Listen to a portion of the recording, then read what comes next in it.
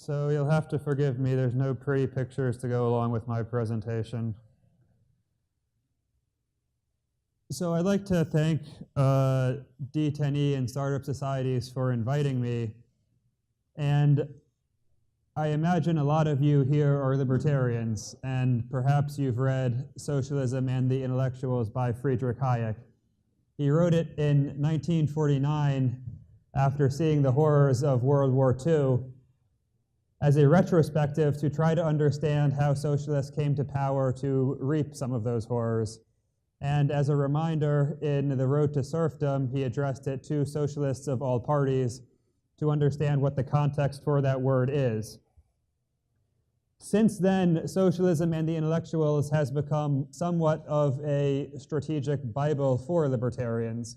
Virtually every libertarian think tank requires new recruits as well as people at conferences to read it, and it has become a staple.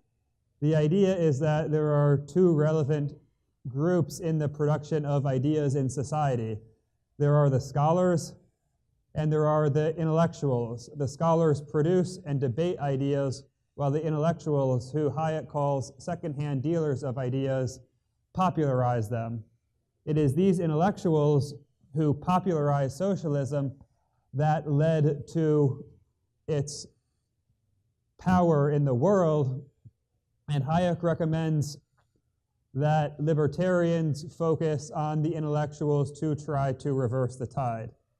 I bring this up because I think it's important to have a discussion about strategy. We're all here because we believe in startup societies.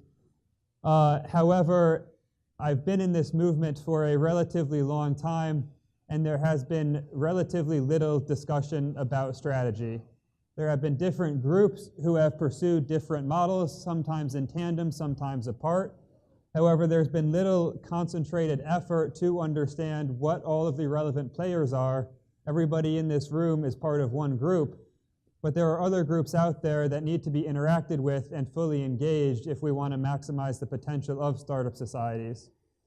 In particular, I want to focus on a type of startup societies I call free cities. Free cities are institutionally autonomous cities. This comes from the Holy Roman Empire, where there were free imperial cities in Lubeck that were separate and distinct from the rest of the Holy Roman Empire. If you're not familiar with that example, perhaps you're familiar with the free city of Bravos in Game of Thrones.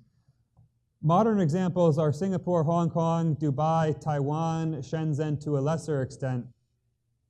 And these show that economic freedom on a city level is sufficient to generate and sustain economic growth. The question is how to create those conditions within which that economic freedom can be created to allow that subsequent economic growth. Most of you are probably a little bit familiar with Paul Romer in Charter Cities. His attempt arguably claimed the closest within the last 10 years, at least the closest in terms of public relations. He gave a TED Talk on charter cities where he advocated developed countries administering new cities in developing countries to transplant the rules and institutions from good countries, from developed countries to developing countries, which would then jumpstart economic growth. From only that TED Talk, he was able to have two reasonable chances of implementing his vision, one in Madagascar and one in Honduras. In Madagascar, it ended in disaster. The Atlantic article suggested that the coup that ended his effort was at least in part inspired by his charter cities attempt. In Honduras, he left. He blamed the government for effectively lying to him, blamed them publicly, and there's still bad blood between both of the camps.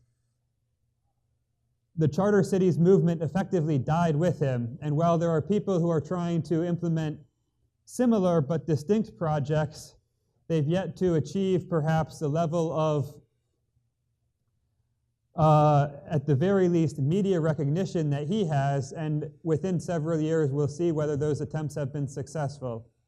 I think the moral is that the movement should not be dependent on single people, single projects, or even single countries for success. There has to be a broad base that allows the potential for multiple projects to emerge led by multiple different teams in multiple locations. It's only then that it's possible for there to be success, because any single one of these projects has a high likelihood of failure. These are effectively startups. I'd like to now go into what I see as the main groups involved in creating free cities. The first is what might be called as libertarians and libertarian-leaning people. I think most of the people in this room would fall into that category. The libertarians, by and large, have the ideas. They understand that economic freedom leads to economic success. However, by and large, they don't have the connections, nor do, and this is changing, and I'm very happy to see it changing, they have what might be called experience to implement this reality. Libertarians are much better at talking than they are at acting.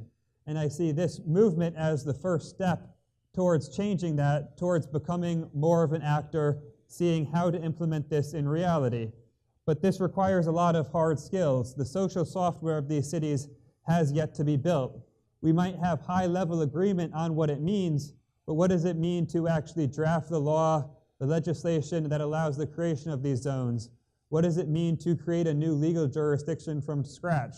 What does it mean to write a city charter? What does it mean to write new labor laws? These things must be done in a manner that can attract multinational corporations that are potentially interested in investing, because without that, you don't have the economic base that's necessary for the long-term success of a city. The second relevant group is new city projects. This was discussed briefly in my panel earlier. There are several dozen new city projects around the world. A classic example is Brasilia, the capital of Brazil, built in 1960. It was a spectacular failure. It was too planned. People lived in the subsequently built suburbs around the city because the city was poorly developed. Modern examples include King Abdullah Economic City in Saudi Arabia. It's listed on the stock exchange, has an estimated budget of $100 billion. However, these projects exist all over the world. These are multi-billion-dollar projects that are built to accommodate the growing urban population, which the UN estimates will increase by 2.5 billion people by 2050. These new city projects tend to be led by real estate developers. The real estate developers have experience building single lots, building city blocks, and they, by and large, believe that to build new city projects, they need to simply multiply their experience with one city block by 1,000.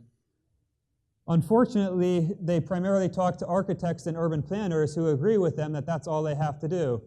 They don't understand that a city is fundamentally different from a city block and it does not scale.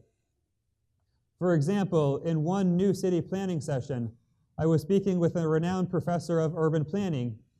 We were discussing the financial district. He said, we can put the buildings here, we can put the buildings here, we can have tall buildings, we can have medium-sized buildings, and me pointing out what I thought and still do think is obvious, and perhaps most of you will agree, that unless the legal and regulatory environment is such that finance companies want to place their money in this financial district, no matter how tall the buildings are, no matter where they're located, no matter how pretty they are, no finance companies will move there. You can call this the Dubai phenomenon. People see Dubai and say, that's great, I want to copy it. Dubai has awesome architecture. What does that mean? To copy Dubai, I need to build crazy buildings and not have a successful city. They don't realize the crazy buildings are the result, not the cause of the success of Dubai. These new city developers potentially have much to gain by embracing the economic freedom that would allow for greater economic growth. It would increase the property values and ensure that there would be long-term success. This is a constituency that, if effectively targeted, can become powerful allies in the startup societies movement. The final group is the legislators, their policymakers, and their advisors. These are the people who actually have to pass the laws that are necessary. No matter how much we might dislike them, they're an important element, and this group must be targeted in their language. That means the documents that they see must be documents that they're willing to get on the floor and present. On one level, it can't just be memes and popularizations. There have to be white papers, there has to be draft legislation, there has to be all of the relevant elements that are created to create a successful lobbying group. To this end, I'm proud to announce that with Tom Bell, and I guess also Joe, we're launching the Competitive Governance Institute, which is being built to target these groups and help create the environment within which free cities can be built.